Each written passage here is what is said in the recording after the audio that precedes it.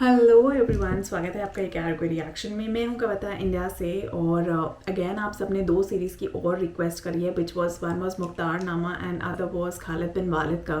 सो आज मुझे टाइम मिला है and I am trying to start with Khalid बिन वालिद एपिसोड नंबर 1 पार्ट 1 बेसिकली उसका, जहाँ पे हिस्ट्री ऑफ हज़रत खालिद वो बता रहे हैं। सो I am really not sure how this series is going to be. Yusuf series को ही कितना कंपटीशन दे पाएगी, बट सिंस आप लोगों ने सजेस्ट करा है सो I am blindly trusting you people. And Mukhtar नामा भी मैं जल्दी स्टार्ट करूँगी। सो I am taking all this request because half of the users की ये रिक्वेस्ट है अगली दो सीरीज़ की। सो वो डेफिनेटली मैं करूँगी। नुमान सीरीज़ भी आप लोग कह रहे हैं, रमदान चल रहे हैं, सो I will react on that as well. But Khalid बिन वालिद से शुरू करते हैं। आज का पहला एपिसोड देखते हैं कि क्या रिएक्शन आता है मेरा। And will I like this series और नॉट, आप कमेंट करके बताइए मुझे, और मैं लास्ट में इसके अपना ओपिनियन दूंगी that you know I like this series और नॉट। सो उम्मीद करती हूँ कि इसे भी मैं यूसुफ सीरीज़ की ज़्यादा पसंद करूँ, but meanwhile I want to know your responses कि मेरा क्या रिस्पॉन्स होगा। So let's start the series. फिर अरब के सहरा में अकेला चला जा रहा था। 8 हिजरी के ज़माने में अरब का वो इलाका जहाँ मक्का और मदीना वाक़े है बड़ा ही खौफनाक सहरा हुआ करता था, जलता और इंसानों को झुलसाता हुआ रेगिस्तान। एक तो सहरा की अपनी सौबतें थीं, दूसरा खतरा रहजनों का था। मुसाफिर काफिलों की सूरत सफर किया करते थे, लेकिन ये मुसाफिर अकेला चला जा रहा था। वो आला नस्ल के जंगी घोड़े पर सवार था। उसकी ज़रा घोड़े की जीन के साथ बंधी हुई थी। उसकी कमर से तलवार लटक रही थी और उसके हाथ में बर्छी थी। उस जमाने में मर्दों के कद दराज, सीने चौड़े और जिस्म गठे हुए होते थे। ये अकेला मुसाफिर भी उन्हीं मर्दों में से था, लेकिन जिस अंदाज से वो घोड़े की पीठ पे बैठा था उससे पता चलता था कि वो शहसवार है और वो कोई मामूली आदमी नहीं। उसके चेहरे पे खौफ का हल्का सा भी तासुर नहीं था कि रहजन उसे लूट लेंगे, उससे इतनी अच्छी नस्ल का घोड़ा छीन लेंगे और उसे पैदल सफर करना पड़ेगा। लेकिन उसके चेहरे पे जो तासुर था वो कुदरती नहीं था। वो कुछ सोच रहा था, यादों से दिल बहला रहा था, या कुछ यादों को जहन में दफन करने की कोशिश कर रहा था। आगे एक घाटी आ गई। घोड़ा चढ़ता चला गया। खासी बुलंदी पर जाकर जमीन हमवार हुई। सवार ने घोड़ा रोककर उसे घुमाया और रकाबों पर खड़े होकर पीछे देखा। उसे मक्का नजर न आया। मक्का उफक के नीचे चला गया था। अबू सुलेमान, उसे जैसे आवाज सुनाई दी हो, अब पीछे ना देखो, मक्का को जहन से उतार दो। तुम मर्दे मैदान हो, अपने आप को 2 हिस्सों में ना कटने दो। अपने फैसले पर कायम रहो, तुम्हारी मंजिल मदीना है। उसने मक्का की समत से निगाहें हटा ली, घोड़े का रुख मदीना की तरफ किया और बाग को हल्का सा झटका दिया।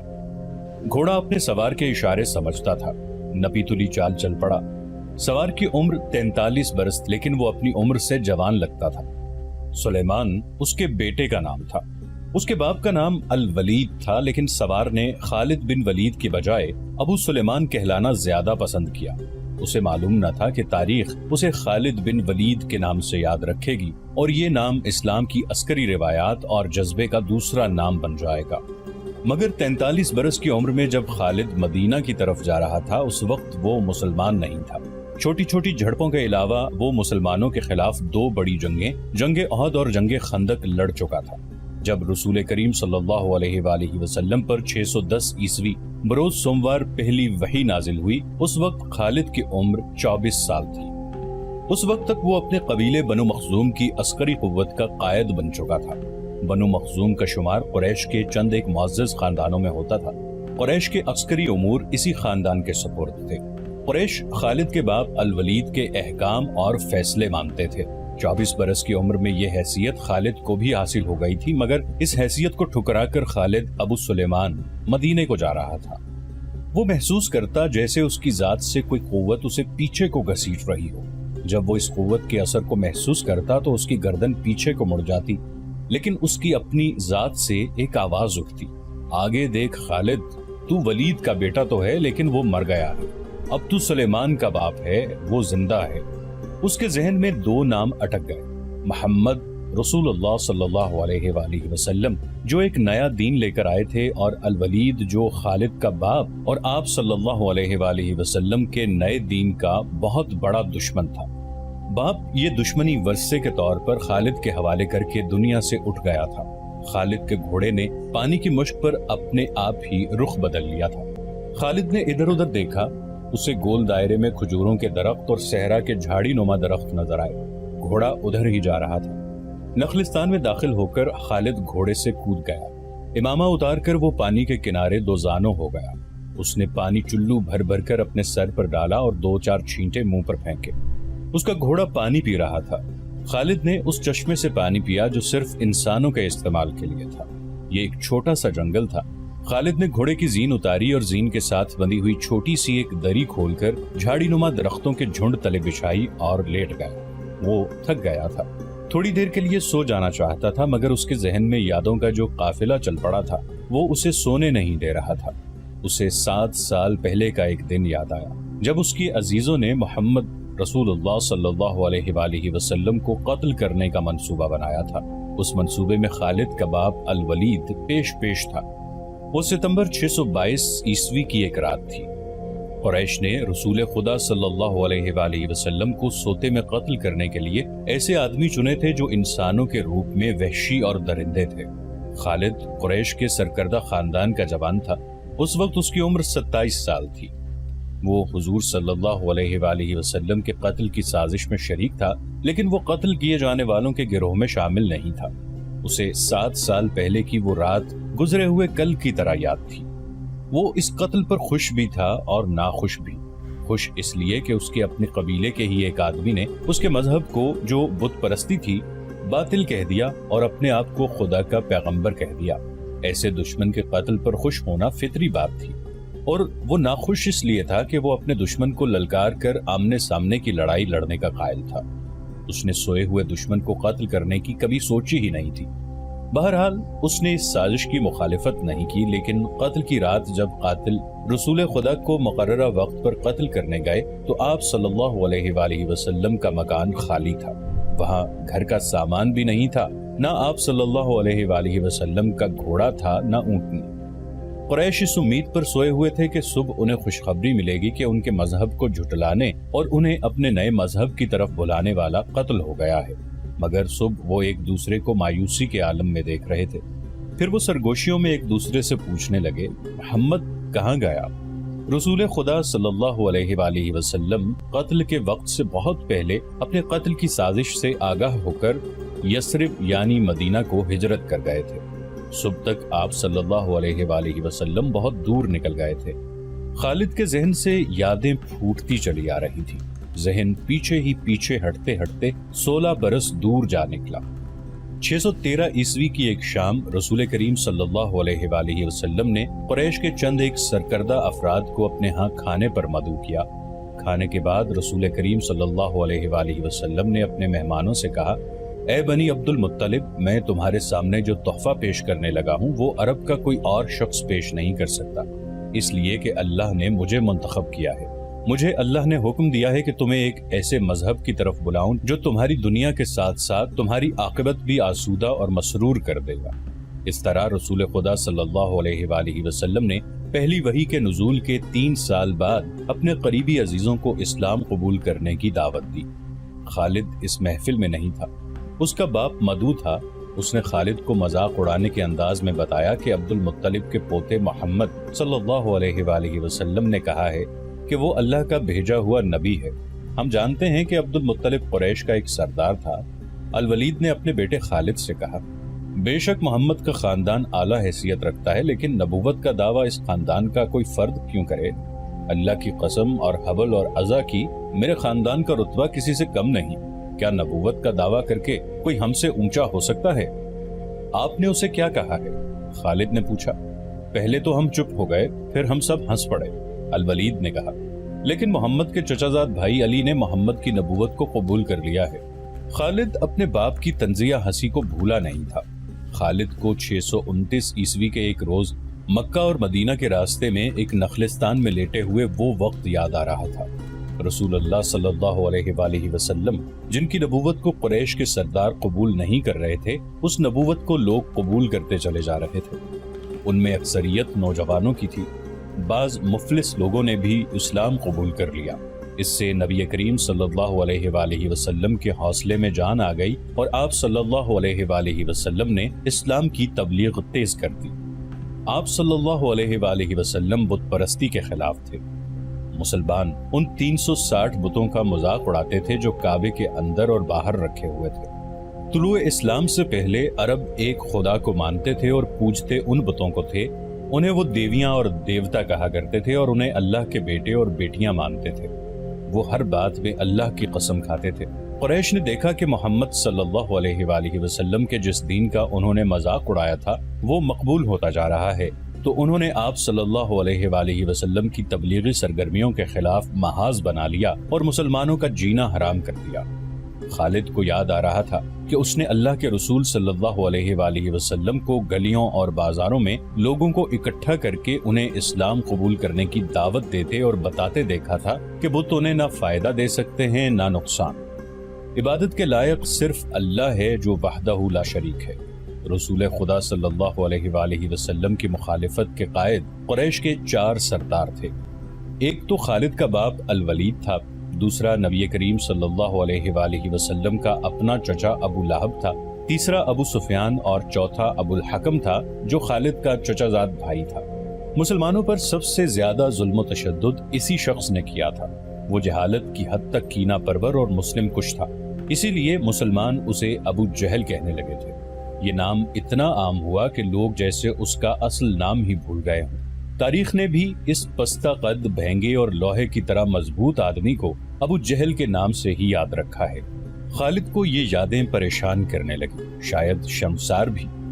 कुरैश के लोगों ने रसूल खुदा सल्लल्लाहु अलैहि वसल्लम के घर में कई बार गलाजत फेंकी थी।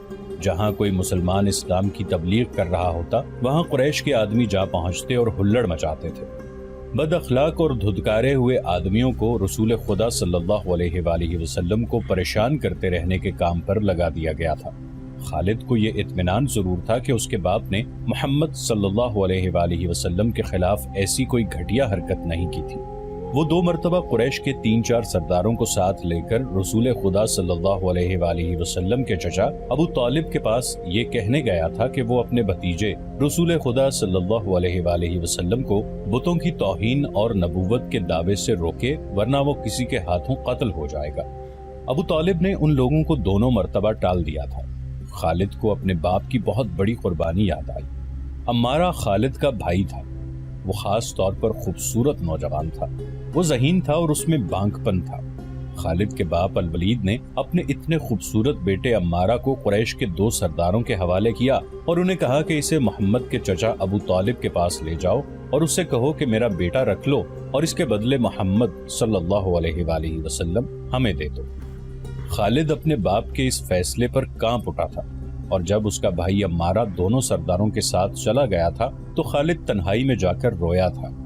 अबू तालिब, सरदारों ने अम्मारा को रसूल करीम सल्लल्लाहु अलैहि वसल्लम के चचा के आगे करके कहा, इसे तुम जानते हो, ये अम्मारा बिन अल वलीद है। तुम ये भी जानते होगे कि बनु हाशिम ने, जिसके तुम सरदार हो, अभी तक इस जैसा सजीला और अक्लमंद जवान पैदा नहीं किया। ये हम हमेशा के लिए तुम्हारे हवाले करने आए हैं। इसे अपना बेटा बनाकर रखोगे तो ये तमाम उम्र फरमा बरदार रहेगा, और अगर इसे अपना गुलाम बनाओगे तो कसम है अल्लाह की, तुम पर अपनी जान भी कुर्बान कर देगा। मगर तुम इसे मेरे हवाले क्यों कर रहे हो? अबू तालिब ने पूछा। क्या बनु मखजूम की माओ ने अपने बेटों को नीलाम करना शुरू कर दिया है? कहो, इसकी कितनी कीमत चाहते हो? इसके एवज हमें अपना भतीजा मोहम्मद सल्लल्लाहु अलैहि वसल्लम दे दो। कुरैश के एक सरदार ने कहा, तुम्हारा ये भतीजा तुम्हारी रुसवाई का बायस बन गया है। इसने तुम्हारे आबाओ अजदाद के मजहब को रद्द करके नया मजहब बना लिया है। क्या तुम देख नहीं रहे कि इसने कबीले में आदमी को आदमी का दुश्मन बना दिया है? तुम मेरे भतीजे को ले जाकर क्या करोगे? कत्ल। कुरैश के दूसरे सरदार ने जवाब दिया, हम मोहम्मद सल्लल्लाहु अलैहि वसल्लम को कत्ल करेंगे। ये बेइंसाफी नहीं होगी। तुम देख रहे हो कि हम तुम्हारे भतीजे के बदले तुम्हें अपना बेटा दे रहे हैं। ये बहुत बड़ी बेइंसाफी होगी। अबू तालिब ने कहा, तुम मेरे भतीजे को कत्ल करोगे और मैं तुम्हारे बेटे को पालूंगा और इस पर खर्च करूंगा और इसे बहुत अच्छी जिंदगी दूंगा। तुम मेरे पास कैसा इंसाफ लेकर आए हो? मैं तुम्हें इज्जत से रुखसत करता हूँ। खालिद ने जब अपने भाई को अपने सरदारों के साथ वापस आते देखा और सरदारों से सुना कि अबू तालिब ने यह सौदा कबूल नहीं किया तो खालिद को दिली मुसर्रत हुई थी। मोहम्मद सल्लल्लाहु अलैहि वसल्लम का तुमने क्या बिगाड़ लिया था अबू सुलेमान? खालिद की जात से एक सवाल उठा। اس نے خیالوں ہی خیالوں میں سر ہلایا اور دل ہی دل میں کہا، کچھ نہیں، بے شک محمد صلی اللہ علیہ وآلہ وسلم کا جسم طاقتور ہے، لیکن رکانہ بن عبد یزید جیسے پہلوان کو اٹھا کر پٹخنے کے لیے صرف جسمانی طاقت کافی نہیں۔ رکانہ بن عبد یزید رسول کریم صلی اللہ علیہ وآلہ وسلم کا چچا تھا جس نے اسلام قبول نہیں کیا تھا۔ یہ عرب کا مانا ہوا پہلوان تھا۔ نامی گرامی پہلوان آئے جنہیں اس نے ایک ہی داؤ میں پٹخ کر اٹھنے کے قابل نہ چھوڑا۔ وہ وحشی انسان تھا، صرف لڑنا مارنا جانتا تھا۔ خالد کو وہ وقت یاد آنے لگا جب مسلمانوں کو دق کرنے والے 3-4 آدمیوں نے ایک دن رکانہ پہلوان کو خوب کھلایا پلایا اور اس سے کہا کہ تمہارا بھتیجا محمد صلی اللہ علیہ وآلہ وسلم کسی کے ہاتھ نہیں آتا، نہ اپنی تبلیغ سے باز آتا ہے، نہ کسی سے ڈرتا ہے، اور لوگ اس کی باتوں کے جادو میں آتے چلے جا رہے ہیں۔ کیا تم اسے سیدھا نہیں کر سکتے؟ کیا تم میرے ہاتھوں اس کی ہڈیاں توڑوانا چاہتے ہو؟ رکانہ نے اپنے چہرے پر مست بحثے کا تاثر پیدا کر کے تکبر کے لہجے میں کہا تھا، لاؤ اسے میرے مقابلے پہ، لیکن وہ میرا نام سن کر مکہ سے بھاگ جائے گا۔ نہیں، میں اس کے ساتھ لڑنا اپنی توہین سمجھتا ہوں۔ اس نے اکسانے والے آدمیوں کی بات نہ مانی۔ وہ کسی پہلوان کو اپنے برابر سمجھتا ہی نہیں تھا۔ مسلمانوں کے دشمن خاموش ہو گئے، لیکن سوچتے رہے کہ رسول خدا صلی اللہ علیہ وآلہ وسلم کو رکانہ کے ہاتھوں گرا کر آپ صلی اللہ علیہ وآلہ وسلم کا تماشا بنایا جائے۔ مکہ کے یہودی خاص طور پر رسول کریم صلی اللہ علیہ وآلہ وسلم کے دشمن تھے، لیکن وہ کھل کر میدان میں نہیں آتے تھے۔ وہ خوش تھے کہ اہل قریش آپس میں بٹ کر ایک دوسرے کے دشمن ہو گئے ہیں۔ انہیں پتہ چل گیا کہ قریش کے کچھ آدمیوں نے رکانہ پہلوان کو اکسایا ہے کہ وہ رسول خدا صلی اللہ علیہ وآلہ وسلم کو کشتی کے لیے للکارے، لیکن وہ نہیں مان رہا تھا۔ ایک روز رکانہ رات کے وقت ایک گلی سے گزر رہا تھا کہ اس کے قریب سے ایک بڑی حسین اور جوان لڑکی گزری۔ چاندنی رات میں لڑکی نے رکانہ کو پہچان لیا اور مسکرائی۔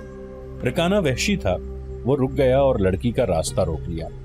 کیا تم جانتی ہو کہ عورت مرد کی طرف دیکھ کر مسکراتی ہے تو اس کا مطلب کیا ہوتا ہے؟ رکانہ پہلوان نے پوچھا۔ کون ہو تم؟ اس کا مطلب یہ ہوتا ہے کہ عورت اس مرد کو چاہتی ہے، اس جوان لڑکی نے جواب دیا۔ میں سبت بنت ارمن ہوں۔ او، ارمن یہودی کی بیٹی؟ رکانہ نے کہا اور لڑکی کے کندھوں پر ہاتھ رکھ کر اسے اپنے قریب کر کے بولا، کیا میرا جسم تجھے اتنا اچھا لگتا ہے اور کیا میری طاقت؟ تمہاری طاقت نے مجھے مایوس کر دیا ہے۔ سبت نے پیچھے ہٹتے ہوئے کہا، تم اپنے بھتیجے محمد سے ڈرتے ہو؟ کون کہتا ہے؟ رکانہ نے گرج کر پوچھا۔ سب کہتے ہیں، سبت نے کہا۔ پہلے محمد کو گراؤ، میں اپنا جسم تمہیں انعام میں دوں گی۔ اللہ کے بیٹوں اور بیٹیوں کی قسم، تیری بات پوری کر کے تیرے سامنے آؤں گا۔ رکانہ نے کہا، لیکن تو نے غلط سنا ہے کہ میں محمد سے ڈرتا ہوں۔ بات یہ ہے کہ میں اپنے سے کمزور کے ساتھ لڑنا اپنی توہین سمجھتا ہوں، لیکن تیری بات پوری کروں گا۔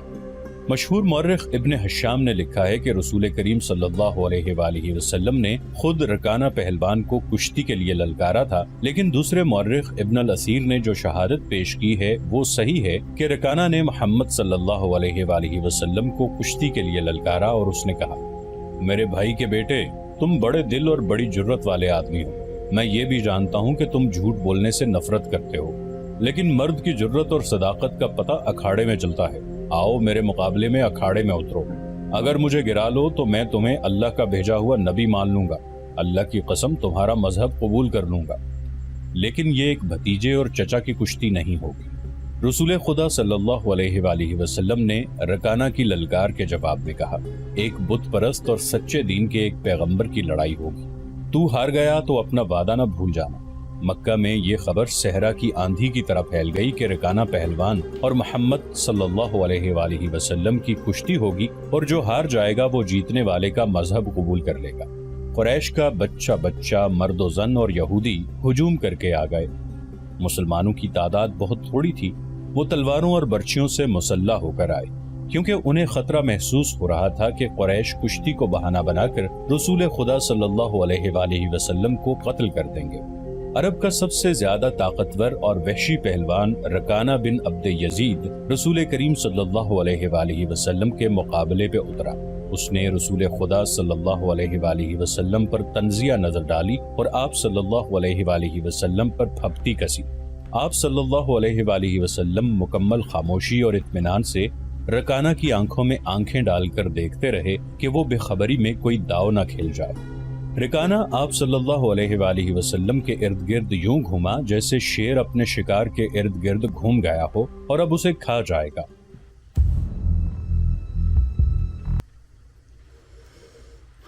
Nice, yeah. So this was also nice. Like I have certain interest in history, but again, like this was also very nice to know about history of Hazrat Khalid. اور جو سچ میں جو بولا گیا نا سورڈ آف اللہ، مجھے لگ رہا ہے کہ کیوں نام یہ دیا گیا اور ایکچولی اپروپریٹ نام دیا گیا سورڈ آف اللہ. تو ہم نے یہاں پہ دیکھا کہ کس طرح سے ان کی پوری ہسٹری، ان کا پورا بچپن کا واقعہ یہاں پہ بتایا گیا ہے، کیسے ان کا نام اور ایکچولی جو سورڈ آف اللہ اس سیریز کو نام دیا گیا ہے وہ بالکل کہیں نہ کہیں اپروپریٹ ہے. اور اتنے سارے لوگوں کے بیچ میں اپنی بات پہ اڑے رہنا وہ قابل تعریف ہے. اور سنا ہے ان سے کہ انہوں نے 200 جتنی جنگیں لڑیں وہ ہر جنگ جیتے ہیں، کوئی جنگ نہیں ہارے ہیں. آئی ایم شیور یہ بھی کریکٹ ہوگا، بیکاز اس ٹائم پہ ایک بھی جنگ نہ ہارنا بھائی اپنے آپ میں بڑی بات ہے. تو اللہ کی سچ میں تلوار ہی تھے، یہ سچ میں سورڈ آف اللہ ہی ہیں. اور انہوں نے بہت ساری تلواریں توڑی ہوئی ہیں، ایک ایک ٹائم پہ آئی تھنک 2-2 3-3 تلواروں سے لڑے ہیں، 8-8 9 تلواریں توڑی ہیں. ایسا میں نے اور ویڈیوز میں بھی سنا ہوا ہے اور ان کے جنگوں کے بارے میں بھی سنا ہوا کہ جو جنگ انہوں نے لڑی بھائی دھماکے دار جسے بولتے ہیں، ہر جنگ میں انہوں نے جیت حاصل کی اور اسی لیے ان کا یہ نام اپروپریٹ ہے بالکل. اور اس سیریز کا نام شاید اسی وجہ سے سورڈ آف اللہ رکھا گیا ہے. فی الحال پہلے ویڈیو سے تو میں یہ کہہ سکتی ہوں، بٹ اوور آل یہ کہوں گی کہ ایکچولی میں نہیں کہوں گی. سو فرسٹ ایپیسوڈ میں نہیں ریویل کروں گی. آپ لوگ مجھے بتائیں گے دیٹ ڈو یو تھنک میں یہ سیریز لائک کروں گی، آپ کا کیا کہنا ہے. You can comment down and let me know کہ میں کیا سوچ رہی ہوں کہ will I come with upcoming episodes, یا اس سیریز کو میں کنٹینیو کروں گی یا نہیں. آپ کو کیا لگتا ہے مجھے سیریز پسند آئی ہے کہ نہیں، وہ مجھے کمنٹ کر کے ضرور بتائیے ڈپینڈنگ اپون مائی ریئیکشن. اور میں ملتی ہوں آپ سے کل اب اگلے ایپیسوڈ میں نئے ریکویسٹ کے ساتھ. تب تک کے لیے ٹاٹا، بائے بائے.